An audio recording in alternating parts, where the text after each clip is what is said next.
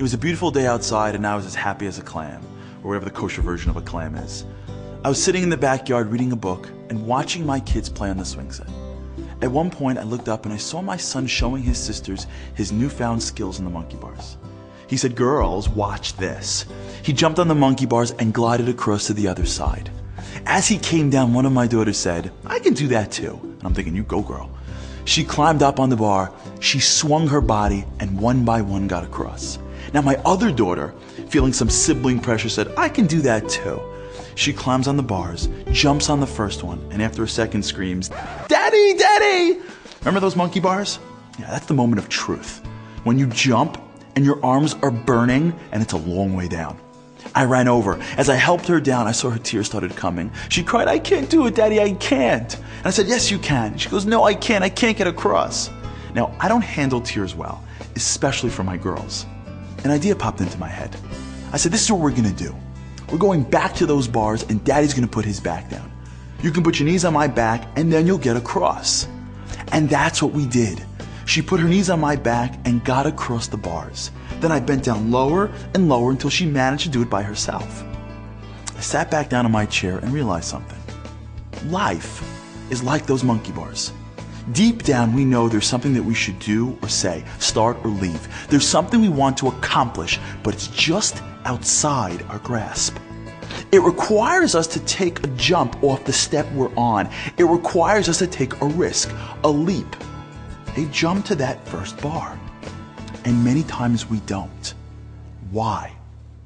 It's because we think we're alone.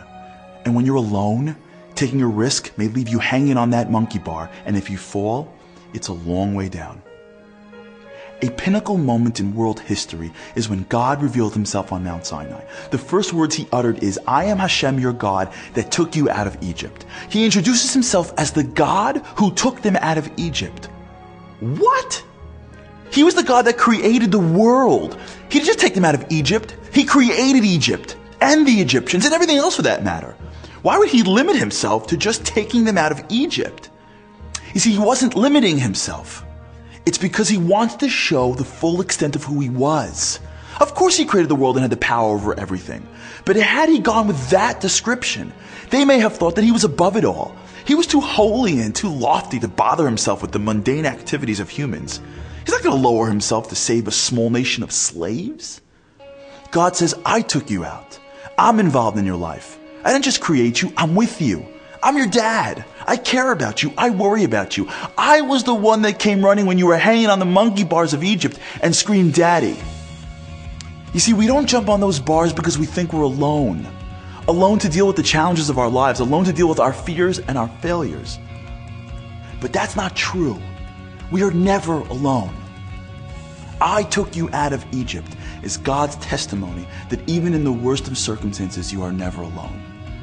What we don't realize is that our Father is underneath us saying, "Ride my back, trust in me, rely on me, tap into the godliness inside you with me.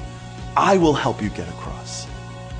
And when we realize that, we take on challenges of our lives with a renewed vigor. We embrace new opportunities with courage, knowing that in our hearts, our dad is right underneath us, carrying us through the entire way.